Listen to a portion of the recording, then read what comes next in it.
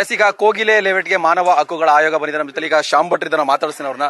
Sir, ಈಗ 8 ದಿನ 9ನೇ ದಿನ ಸರ್, ಈಗ ಮನೆಗಳನ್ನೆಲ್ಲ ಡೆಮಾಲಿಷ್ ಮಾಡಿರುವಂಥದ್ದು. ನೀವೀಗ ವಿಸಿಟ್ ಕೊಟ್ಟಿದ್ದೀರಾ, ನೀವು ಪರಿಸ್ಥಿತಿ ನೋಡಿದ್ದೀರಾ, ಏನ್ ಹೇಳ್ತೀರಾ? ಈಗ ನಮ್ಮಲ್ಲಿ ಈ ಪ್ರಕರಣಕ್ಕೆ ಸಂಬಂಧಿಸಿದಂತೆ ಒಂದು ಸೋಮೋಟೋ ಕೇಸ್ ಅಂದರೆ ಸ್ವಯಂ ಪ್ರೇರಿತ ದೂರನ್ನು ನಾವು ದಾಖಲು ಮಾಡಿದ್ದೇವೆ ಪೇಪರ್ನಲ್ಲಿ ಬಂದ ರಿಪೋರ್ಟ್ಗಳ ಮೇಲೆ. ಇನ್ನೊಂದು ಕಂಪ್ಲೇಂಟ್ಗಳು ಕೊಟ್ಟ ಕೇಸ್ನ ಮೇಲೆ ಕೂಡ ಕೇಸ್ ರಿಜಿಸ್ಟರ್ ಮಾಡಿದ್ದೇವೆ. ಅಲ್ಲಿ ಯಾರೆಲ್ಲ ಪಾರ್ಟೀಸ್ ಇದ್ದಾರೋ ಅವರಿಗೆಲ್ಲರಿಗೂ ನೋಟಿಸ್ ಕೊಟ್ಟಿದ್ದೇವೆ. ಪ್ರಮುಖವಾಗಿ ಗ್ರೇಟರ್ ಬ್ಯಾಂಗ್ಳೂರ್ ಅಥಾರಿಟಿ ಅವರಿಗೆ ಮತ್ತು ಜಿಲ್ಲಾಧಿಕಾರಿಗಳು ಬ್ಯಾಂಗ್ಳೂರು ಜಿಲ್ಲೆ ಇವರಿಗೆ ನೋಟಿಸ್ ಕೊಟ್ಟಿದ್ದೇವೆ. ಇದರಲ್ಲಿ ರೆಕಾರ್ಡ್ಸ್ ನೋಡದೆ ನಾವು ಯಾವುದೇ ತೀರ್ಮಾನಕ್ಕೆ ಬರುವಾಗಿಲ್ಲ. ಇಲ್ಲಿ ಇವರನ್ನು ಡಿಮಾಲಿಷ್ ಮಾಡಿದ್ದು ಹೌದು ಅಂತ ಕಂಡು ಬರ್ತದೆ.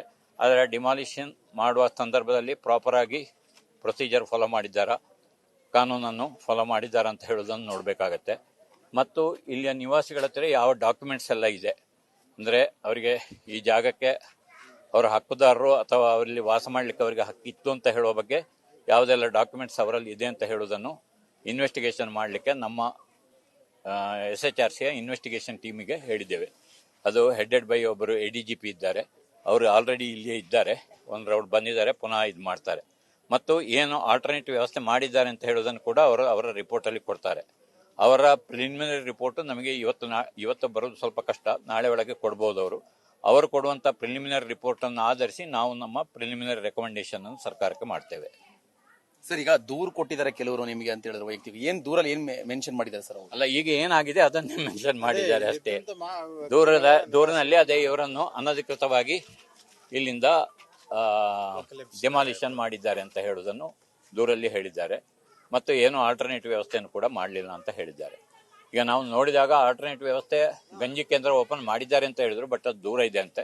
ಅದನ್ನು ನಮ್ಮ ಟೀಮಿನವರು ನೋಡಿ ರಿಪೋರ್ಟ್ ಕೊಡ್ತಾರೆ. ಸರ್, ಇಲ್ಲಿನ ನಿವಾಸಿಗಳು ನಿಮಗೇನಾದ್ರು ಡಾಕ್ಯುಮೆಂಟ್ಸ್ ಈಗ ತೋರಿಸಿದ್ರ ಸರ್? ನಾವು ಅವ್ರು ತೋರಿಸಿದ್ರು ನಾವು ಇಲ್ಲಿ ತಗೊಳ್ಳೋದಿಲ್ಲ, ಯಾಕೆಂದ್ರೆ ಅದು ಸರಿಯಾಗಿ ಆಗುದಿಲ್ಲ. ಸಿಸ್ಟಮ್ಯಾಟಿಕ್ ಆಗಿ ಪ್ರತಿಯೊಬ್ಬರಿಂದ ಕಲೆಕ್ಟ್ ಮಾಡಬೇಕಾಗತ್ತೆ. ಸೊ ಅದಕ್ಕೆ ನಮ್ಮ ಇನ್ವೆಸ್ಟಿಗೇಷನ್ ಟೀಮ್ಗೆ ನಾವು ಅದನ್ನು ರೆಫರ್ ಮಾಡಿದ್ದೇವೆ, ಅವರು ಅದನ್ನು ಮಾಡ್ತೇವೆ. ಕೆಲವರು ತೋರಿಸಿದ್ರು ಡಾಕ್ಯುಮೆಂಟ್, ನಾವು ಅದನ್ನು ನೋಡಲಿಲ್ಲ. ಅಧಿಕಾರಿಗಳು ಬಂದಿದ್ದಾರೆ, ಅವರು ಮಾಡ್ತಾರೆ. ಎಸ್, ಇದು ಮಾನವ ಹಕ್ಕುಗಳ ಆಯೋಗ ಅಂತ ಹೇಳಿದ್ರೆ ನಮಗೆ ಸ್ವಯಂ ಪ್ರೇರಿತವಾಗಿ ಒಂದು ದೂರನ್ನು ದಾಖಲು ಮಾಡ್ಕೊಂಡಿದೀವಿ. ಜೊತೆಗೆ ಇತರರು ಕೂಡ ಇಲ್ಲಿ ಅನಧಿಕೃತವಾಗಿ ಡೆಮಾಲಿಷ್ ಮಾಡಿದ್ದಾರೆ ಅಂತೇಳಿ ದೂರನ್ನು ಕೊಟ್ಟಿದ್ರು. ಹಾಗಾಗಿ ನಮ್ಮ ಟೀಮ್ ಬಂದಿದೆ, ಒಂದಿಷ್ಟು ನಾವು ಎನ್ಕ್ವೈರಿ ಮಾಡಿದೀವಿ, ಒಂದಿಷ್ಟು ಡಾಕ್ಯುಮೆಂಟ್ಸ್ ನ ಕಲೆಕ್ಟ್ ಮಾಡಿದೀವಿ, ಸಂಬಂಧಪಟ್ಟವರಿಗೆ ನೋಟಿಸ್ ಕೂಡ ಕೊಟ್ಟಿದೀವಿ ಅಂತ ಹೇಳ್ತಾ ಇದ್ದಾರೆ. ಕ್ಯಾಮರಾ ಪರ್ಸನ್ ಮಂಜು ಹೊಸಕೋಟೆ ಜೊತೆ ಭರತ್ ಕೃಷ್ಣಪ್ಪ, ನ್ಯೂಸ್ ಫಾಸ್ಟ್, ಬೆಂಗಳೂರು.